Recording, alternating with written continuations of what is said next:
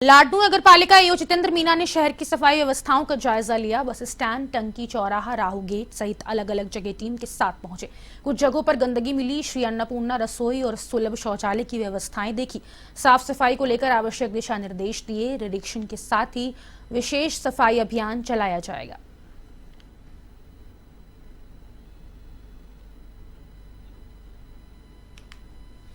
लाडनू जिला पुलिस अधीक्षक राजेंद्र मीना के निर्देश पर लाडनू पुलिस ने स्थानीय करण बालाजी चौराहे पर नाकेबंदी की है। डिप्टी राजेंद्र बर्डक ने बताया कि बिना नंबरों के दौड़ रहे वाहनों को रुकवाकर उन्हें पाबंद कर वाहनों पर नंबर लगवाए गए। इस दौरान 1 दर्जन से अधिक बिना नंबरी दौड़ रहे ट्रैक्टर चालकों को रुकवाकर उनके भी मौके पर नंबर लिखवाए गए। वहीं थानाधिकारी महिराम विश्नोई ने बताया कि संदिग्ध वाहनों को रुकवाकर उनकी भी तलाशी ली गई।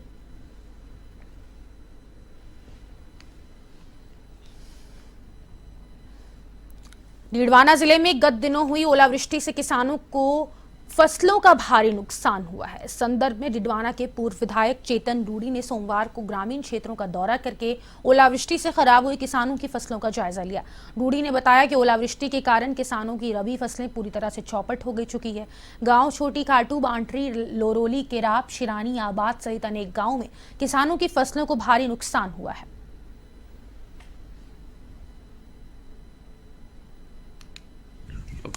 अभी जो ओलावृष्टि हुई, मैंने उसको लेके कलेक्टर साहब से बात की और आज मैं स्वयं यहाँ पे किसानों के बीच में हाजिर हूँ। हालात देखने पे पता लगता है कि हालात बहुत खराब हैं। किसानों को 90% से ज्यादा यहाँ फसल का नुकसान हुआ है। मेरी सरकार से कलेक्टर के माध्यम से ये अनुरोध है कि जो फसलों का नुकसान हुआ है किसानों को उसकी भरपाई करें।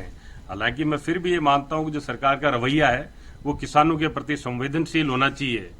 पूरे नुकसान की भरपाई नहीं हो सकती, लेकिन जो उनके तेल, भाड़ा, मजदूरी है उसकी भरपाई सरकार करे, ये सरकार की जिम्मेदारी बनती है। और इसी के तहत मैं आज किसानों के बीच में हूँ। इसकी ये बात मैं फिर से कलेक्टर साहब को और ऊपर जो मंत्री महोदय हैं उनके सामने भी रखेंगे कि आप इसकी जल्दी से जल्दी गिरदावरी। विधानसभा क्षेत्र सपोटरा के करणपुर व नानपुर के बच्चों को गत कई वर्षों से बोर्ड परीक्षा देने के लिए अपने गांव से 50 से 60 किलोमीटर की दूरी तय करनी पड़ती थी, जिसकी शिकायत लोगों ने सपोटरा विधायक हंसराज मीना ने की, जिस पर उन्होंने करणपुर और नानपुर के विद्यालय का बोर्ड परीक्षा का सेंटर नानपुर में ही रखवा दिया। विधायक हंसराज मीना ने बोर्ड परीक्षा सेंटर का फीता काटकर विधिवत रूप से पूजा अर्चना कर शुभारंभ किया। साथ ही परीक्षार्थियों को उज्जवल भविष्य की शुभकामनाएं दी।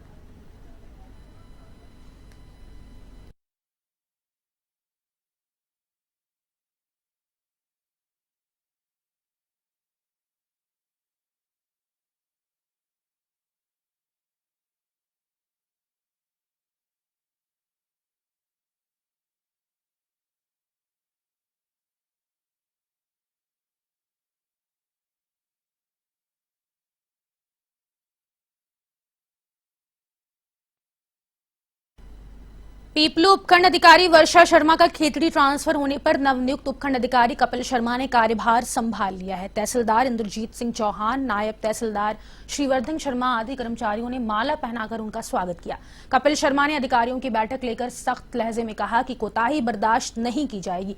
उपखंड अधिकारी कपिल शर्मा ने कहा कि केंद्र और राज्य सरकार की योजनाओं को अंतिम लाइन में खड़े व्यक्ति तक पहुंचाना उनका लक्ष्य है। इस दौरान हमारे संवाददाता कजोड़ गुर्जर ने उपखंड अधिकारी कपिल शर्मा से खास बातचीत की।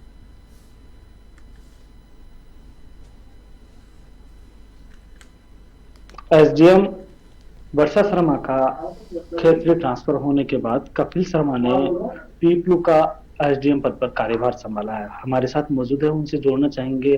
देखिए सर, आज कार्यभार संभाला है, पहले तो आपको बहुत बहुत बधाई है 1 टीवी की तरफ से। Thank you. सर देखिए, बात करें इस क्षेत्र में, सर किन चीजों को आप प्रायोरिटी देंगे, किन चीजों मुद्दे हैं जिनको आप प्राथमिकता से क्षेत्र में? जो भी सरकार की फ्लैगशिप स्कीम्स है उनके क्रियान्वयन का समयबद्ध जो कार्यक्रम है उस पे जनता की जो योजना है उनको धरातल तक पहुंचाना, समयबद्ध एजेंडे पहुंचाना प्राथमिकता रहेगी। देखिए सर, बात करें तो पीपलू क्षेत्र अवैध खनन से लेकर सुर्खियों में रहा है, तो आपके लिए बड़ी चुनौती हो, किस तरीके से अवैध खनन पर लगाम लगाने के आप प्रयास करेंगे? वह देखते हैं, एक बार संयुक्त टीम जो हमारी ब्लॉक की एसआईटी टीम होगी जिसमें माइनिंग, ट्रांसपोर्ट, पुलिस और रेवेन्यू, उस टीम की एक बार मीटिंग लेके कहाँ ऐसे क्षेत्र है उनका एक बार देख के और उसका पूरा रोकथाम के प्रयास किए जाएंगे। पूर्व के अंदर जो केंद्र सरकार का राज्य सरकार की योजनाएं हैं वो पहुंच नहीं पाई, उनको लेकर किस तरीके से आप अधिकारियों से मॉनिटरिंग करेंगे, किस तरीके से उनको धरातल पर उतारने के प्रयास करेंगे?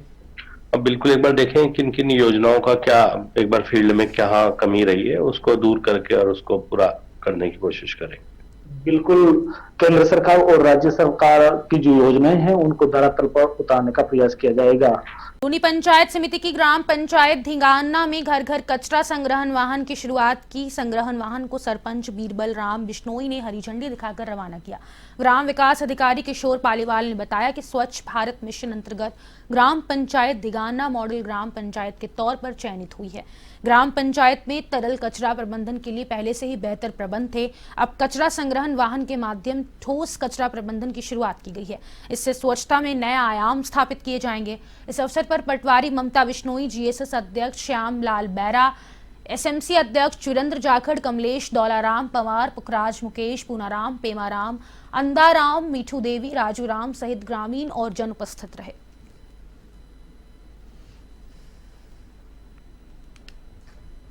स्वच्छ भारत मिशन अंतर्गत मॉडल ग्राम पंचायत में चयनित ग्राम पंचायत धिंगाना में आज घर घर कचरा संग्रहण हेतु कचरा संग्रहण वाहन को हरी झंडी दिखाकर रवाना किया गया। ग्राम पंचायत में तरल कचरा प्रबंधन की व्यवस्था पहले से थी। आज ठोस कचरा प्रबंधन की व्यवस्था करके मॉडल ग्राम पंचायत के जो आयाम हैं उन्हें स्थापित करने की दिशा में एक नया कदम उठाया गया। भारतीय किसान संघ जयपुर ग्रामीण और कोटपुतली बहरोड जिले के बांधों को भी आरसीपी यमुना की डीपीआर में शामिल करवाने के लिए शाहपुरा एसडीएम को ज्ञापन सौंपा। इस दौरान राजेश कुमार यादव, मंत्री मामराज फौजी, हरिनारायण जाट, रोहिताश यादव, बजरंग लाल यादव, जिलाध्यक्ष शैतान शेरावत की मौजूदगी में ज्ञापन सौंपा गया।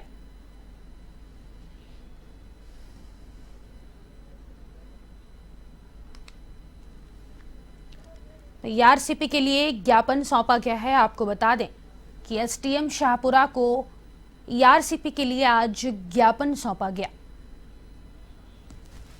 भरतपुर से भाजपा के लोकसभा प्रत्याशी राम स्वरूप कोली जैन समाज के पंच कल्याणक प्रतिष्ठा समारोह में शामिल होने कामा पहुंचे। कोली ने आचार्य सुनील सागर जी महाराज से आशीर्वाद लिया। इस मौके पर जैन समाज ने कोली का साफा पहनाया और स्मृति चिन्ह भेंट कर स्वागत सम्मान किया। कार्यक्रम में पूर्व प्रधान रविंद्र जैन सहित अन्य भाजपा कार्यकर्ता मौजूद रहे।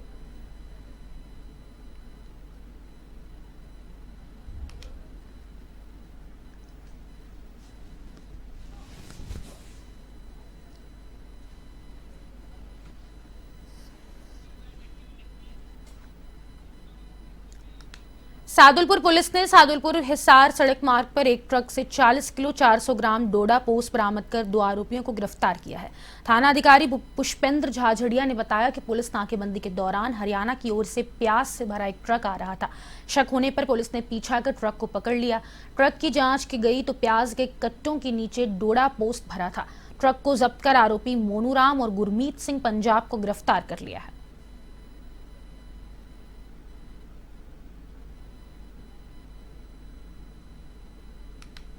रात को हमारे पास हमारे चूरू डीएसटी की और उनके सूचना प्राप्त हुई थी कि एक गाड़ी है जिसमें प्याज की आड़ में छुपाकर पोस्ट ले जाया जा रहा है। तो इसमें उस समय गाड़ी की कोई पर्टिकुलर जगह नहीं थी। तो उस आसूचना के आधार पर हमने अपनी कार्रवाई शुरू की थी हमारी टीम के द्वारा। उसमें प्याज ये बंदशोर एमपी से भर के प्याज लाए जा रहे थे। उनके अंदर गाड़ी के अंदर एक पॉकेट टाइप बना रखा था जिसमें छुपाकर ये। भरतपुर में सोमवार को श्री हिंदी साहित्य समिति भवन में संभागीय पुस्तक मेले का अतिरिक्त जिला कलेक्टर शहर श्वेता यादव ने फीता काट कर शुभारंभ किया। इस मौके पर सहायक कलेक्टर भारती भारद्वाज भी मौजूद रही। संभागीय मेले के मुख्य अतिथि अतिरिक्त जिला कलेक्टर शहर श्वेता यादव और भारती भारद्वाज ने संभागीय पुस्तक मेले में पुस्तकों की प्रदर्शनी का अवलोकन किया। 100 दिवसीय कार्य योजना के अंतर्गत राजकीय सार्वजनिक मंडल पुस्तकालय भरतपुर के तत्वाधान में विभिन्न कार्यक्रमों का आयोजन किया जा रहा है। निश्चित रूप से ये पहला प्रयास है। इसी श्रृंखला में ये आज से जो पुस्तक मेला का आयोजन किया गया है, इसमें विभिन्न पुस्तकें जो है प्रकाशक लेके आए हैं। विशेषकर यहाँ मधुशाला प्रकाशन भी है, बेटी प्रकाशन भी है, राजीव जी भी है और विभिन्न लेखक जो यहाँ आए हैं, डॉक्टर लोकेश जी, डॉक्टर राजेंद्र अनुरागी जी, रामवीर सिंह जी वर्मा जो कि इतिहास के हैं और कई सारे ऐसे जो लेखक हैं। खुद मेरी भी पुस्तकें यहाँ हैं और सुरेश चतुर्वेदी जी तमाम लेखकों ने जो है यहाँ पुस्तकों का प्रदर्शन किया है, वो पुस्तकें अवलोकन के साथ साथ विक्रय भी की जा सकती है। भरतपुर में सोमवार को श्री भगवान महावीर विकलांग सहायता समिति ने दिव्यांगजनों को दिव्यांग सहायता उपकरणों का वितरण किया। इस मौके पर दिव्यांगजनों को कार्यक्रम की मुख्य अतिथि शांति बापना, किशनगढ़ निवासी विद्या कुमारी मेहता, दिलीप कुमार मेहता, रविंद्र सिंह मेहता ने दिव्यांगजनों को tricycle, hearing and Jaipur foot wheel chair वितरित की गई। दिव्यांगजनों ने भी सहायक उपकरण पाने पर श्री भगवान महावीर विकलांग सहायता समिति को धन्यवाद दिया। श्री भगवान महावीर विकलांग सहायता समिति की कोषाध्यक्ष दीपिका मेहता ने बताया कि डॉक्टर MM बापना ने 1991 में स्थापना की थी। समिति ने अब तक करीब 60,000 लोगों को सहायक उपकरण वितरित कर चुके हैं।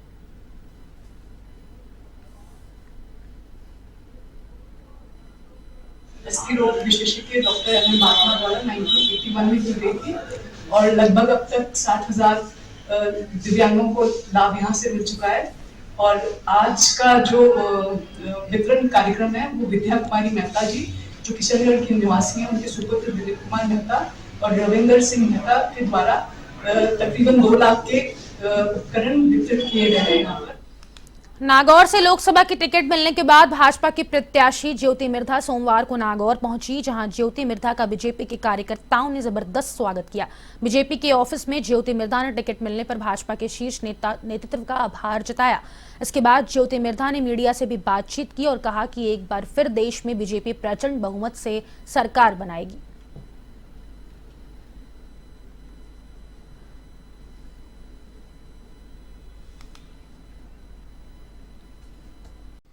लोकसभा चुनाव में बीजेपी का टिकट मिलने के बाद पहली बार महेंद्रजीत सिंह मालवीय का भाजपा के नवीन पार्टी कार्यालय में स्वागत कार्यक्रम रखा गया।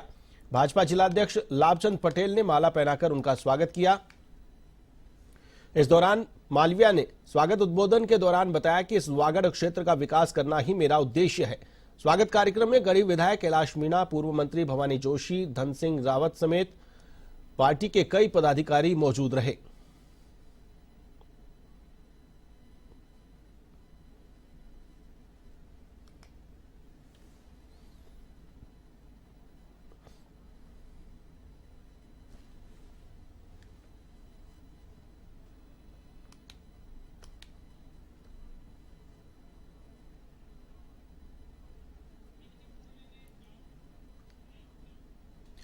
सोमवार को दोपहर में कलेक्ट्रेट कंट्रोल रूम में सूचना मिली कि अक्षय पात्र के पास बिल्डिंग का बेसमेंट गिर गया, जिससे 3 लोगों के दबे होने की सूचना मिली।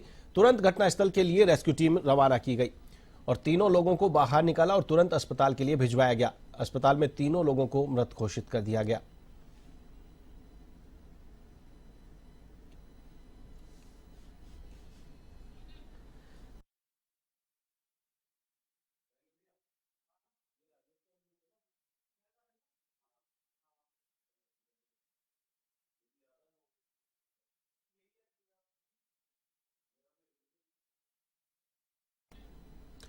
इस खबर पर अधिक अपडेट के लिए मेरे साथ फोन लाइन पर मौजूद है हमारे संवाददाता हनुमंत सिंह चारण। हनुमंत, क्या कुछ अपडेट है? सूचना मिली कंट्रोल रूम को, रेस्क्यू टीम मौके पर पहुंची, लेकिन 3 जिंदगियों को नहीं बचाया जा सका।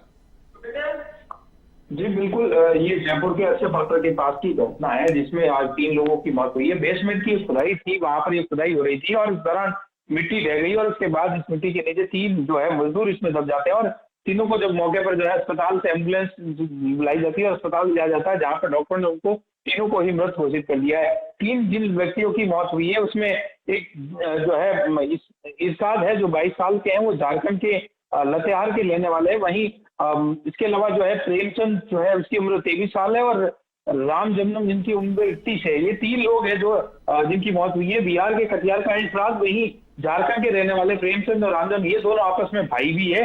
ये जो है मजदूरी के लिए यहाँ पर आए हुए थे और ये घटना जब हुई उस समय यहाँ पर जो है कार्य चल रहा था खुदाई का। इस दौरान अचानक से ये मिट्टी रही और इसके अंदर मजदूर दब जाते हैं और तीनों की मौत हो गई। जी आशीष। बिल्कुल हनुमंत, यहाँ पर घटना घटी है, 3 जान चली गई है। क्या सेफ्टी मेजर्स को फॉलो किया जा रहा था? किस लिए ये बिल्डिंग बनाई जा रही थी? इस प्रकार की अगर खुदाई हो रही है तो एहतियात बरतने जरूरी होते हैं। क्या वो एहतियात यहाँ पर बरते जा रहे थे? अगर एहतियात बरते जाते तो शायद ये 3 जिंदगियां बचा ली जाती। जी बिल्कुल, अक्सर इस तरीके की खुदाई होती है तो अक्सर इस तरीके के हादसे होने के आसार भी रहते हैं। ऐसे में सेफ्टी जो है पर्पज होते हैं वो पूरे करने जरूरी होती है। अब ये आने वाली जांच में साफ होगा कि क्या ये खुदाई के दौरान क्या जो सुरक्षा मापदंड थे वो पूरे थे या नहीं थे, ये जांच का विषय है। पुलिस ने फिलहाल जो है तीनों सब्जों को जो है अपने मोचरी में रखवाया है और साथ ही पुलिस का कहना है कि इस घटना में हालांकि अभी तक लापरवाही की जो शिकायत है वो दर्ज होगी, इसके बाद कार्रवाई करी। पुलिस जो है फिलहाल जांच में जुटी हुई है। आखिर ये हादसा किस वजह से हुआ, किसकी गलती रही, किसके कारण ये 3 लोगों की जान चली गई, तो इन सब की जो जांच है पुलिस फिलहाल कर रही है और मौके पर जो है पुलिस वहां पर सबूत जुटाने की कोशिश कर रही है कि ये हादसा किस वजह से हुआ। बिल्कुल, कहीं ना कहीं जिम्मेदारी तय करना जरूरी है। तमाम जानकारी के लिए बहुत बहुत शुक्रिया। तो ये थे हमारे संवाददाता हनुमंत सिंह चारण, जिन्होंने बताया कि फिलहाल पुलिस पूरे मामले में जांच पड़ताल में जुट गई है। कौन इस मामले में दोषी था, किसकी वजह से यह हादसा हुआ, क्या सेफ्टी मेजर्स फॉलो किए जा रहे थे या फिर सेफ्टी मेजर्स की अवहेलना की जा रही थी, जिसके चलते 3 लोगों को अपनी जान गंवानी पड़ी। इस बार एनडीए की सरकार 400 से अधिक सीट मिलने की पूरी संभावना बता रही है। ये बात बिलाड़ा विधायक अर्जुन लाल गर्ग ने पत्रकारों से बातचीत में कही है। उन्होंने कहा कि प्रधानमंत्री मोदी के नेतृत्व में चुनाव में 400 सीट से अधिक का बहुमत मिलेगा। आम जनता में भाजपा और नरेंद्र मोदी की सरकार बने, इसका कार्यकर्ताओं में भारी उत्साह है।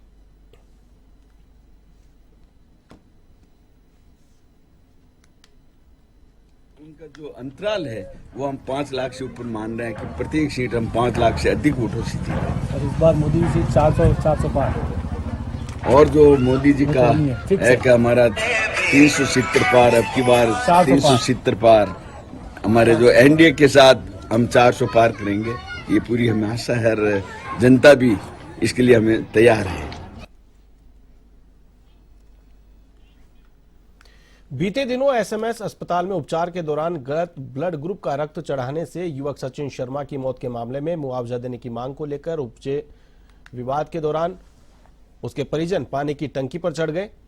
इससे पहले ग्रामीण अगावली बस स्टैंड पर एकत्रित होकर हाईवे के पास धरने पर बैठ गए थे। करीब 2 घंटे तक जब कोई अधिकारी मौके पर नहीं पहुंचा तो सचिन शर्मा की बहन और ताऊ उपखंड कार्यालय परिसर में बनी पानी की टंकी पर जाकर चढ़ गए। करीब 3 घंटे तक वे पानी की टंकी पर बैठे रहे। बाद में मौके पर पहुंचे उपखंड अधिकारी ने जिला कलेक्टर से बातचीत की और लोगों को मुख्यमंत्री सहायता कोष से सहायता दिलवाने का आश्वासन दिया। तब जाकर परिजन टंकी से नीचे उतरे, जिस पर प्रशासन ने राहत की सांस ली।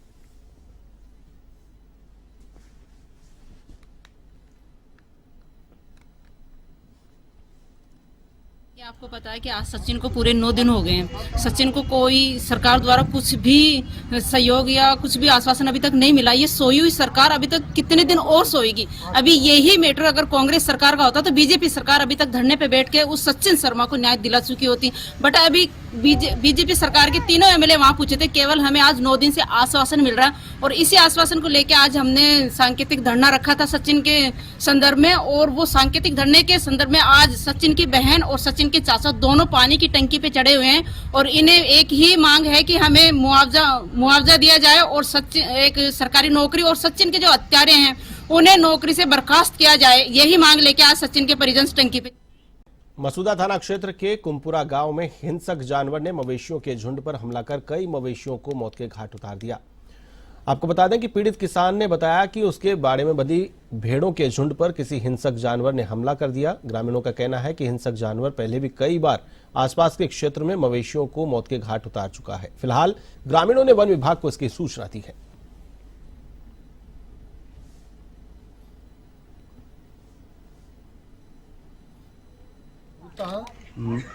उतार नींद लगी जब मैं 2 जानवर बुढ़ा मार और पीछे मार कर लीजिए मार कर डी मैं उठते कादरिया मुंह करके बनाई लकड़ी फटकारी।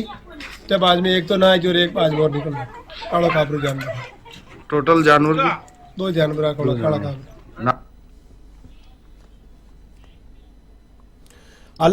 अलवर लोकसभा सीट से भाजपा के प्रत्याशी और वर्तमान में केंद्रीय मंत्री भूपेंद्र यादव ने सोमवार को दिल्ली में अलवर के पार्टी नेताओं और कार्यकर्ताओं से मुलाकात की। इस दौरान राजस्थान के वन और पर्यावरण मंत्री संजय शर्मा, अलवर जिलाध्यक्ष अशोक गुप्ता सहित पार्टी के कई पदाधिकारी मौजूद रहे। इस मौके पर लोकसभा प्रत्याशी भूपेंद्र यादव का अभिनंदन किया गया। प्रत्याशी बनने के बाद भूपेंद्र यादव 6 मार्च को भिवाड़ी बाबा मोहन राम मंदिर पहुंचकर चुनावी अभियान की शुरुआत करेंगे।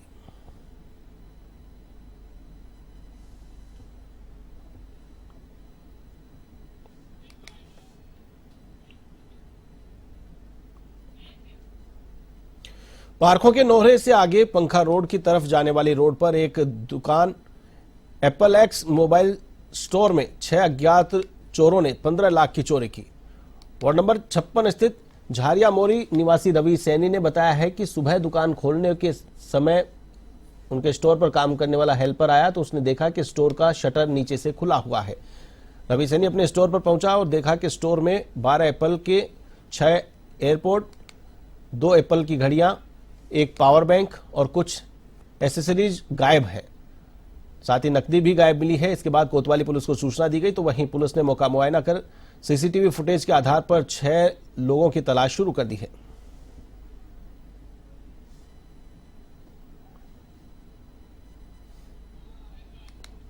घाटोल के जगपुरा पंचायत में सोने के खदान की नीलामी होने की जानकारी पर सैकड़ों की तादाद में महिला, पुरुष और बच्चे बांसवाड़ा जिले के कलेक्ट्रेट पहुंचे और उन्होंने नीलामी रुकवाते हुए निरस्त करने की मांग की। ग्रामीणों का कहना है कि घाटोल और गनोड़ा तहसील के करीब 14 किलोमीटर के दायरे में 10 गांव के 50,000 से अधिक आबादी जगपुरा में निकलने वाली सोने की खान से प्रभावित हो रही है।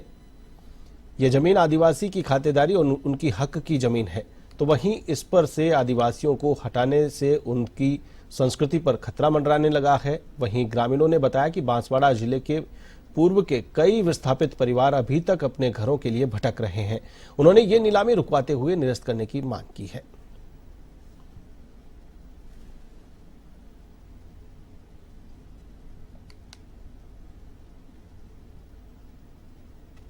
हमारी खातेदार जमीन है और सरकारी जमीन है। वो जमीन हमारे आदिवासी के हक में आती है और आदिवासी क्षेत्र में ये जो खदान सोने की माइंस का जो प्रावधान रख। अजमेर में एक युवती ने अपने घर के मंदिर में सुसाइड किया। वह पंखे के हुक पर फंदा लगाकर लटक गई। पिता फंदे से उतारकर हॉस्पिटल लेकर गए लेकिन जान नहीं बचा सके। हादसे के समय घर पर कोई नहीं था। पिता का कहना है कि बेटी ने कर्ज और बीमारी से परेशान होकर यह कदम उठाया है।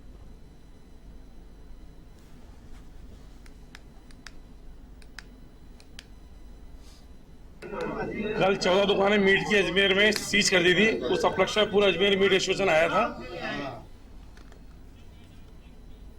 अजमेर शहर के विभिन्न स्थानों पर मांस विक्रेताओं पर लगातार अजमेर नगर निगम कार्रवाई कर रहा है, जिसके विरोध में मीट विक्रेता अजमेर नगर निगम पहुंचे और प्रदर्शन किया। कुरैशी समाज के नेतृत्व में पहुंचे मीट विक्रेताओं ने कहा कि नगर निगम की ओर से उनको नाजायज परेशान किया जा रहा है और लगातार उन पर कार्रवाई की जा रही है। उन्होंने कहा कि पूर्व में भी नगर निगम की टीम उनके ठेला आदि को जब्त करके ले गई थी।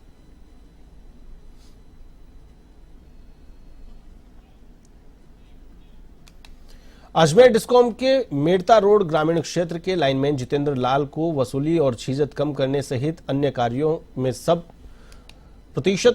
शत प्रतिशत योगदान के लिए नागौर जिला कार्यालय में जिला स्तर पर सम्मानित किया गया। सम्मानित होकर मेड़ता रोड पहुंचने पर मित्र मंडली ने माला पहनाकर उनका स्वागत किया।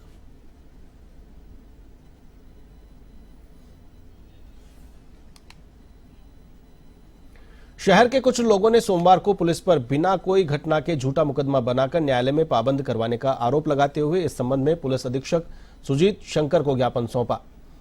उन्होंने एसपी से दोषी व्यक्तियों के खिलाफ उचित कार्रवाई करने की मांग की। इस दौरान ज्ञापन देने वालों में अनंत कुमार मीना, कमल, गणेश कुमार, अरुण शर्मा, राहुल मीना, रामराज मीना आदि मौजूद थे।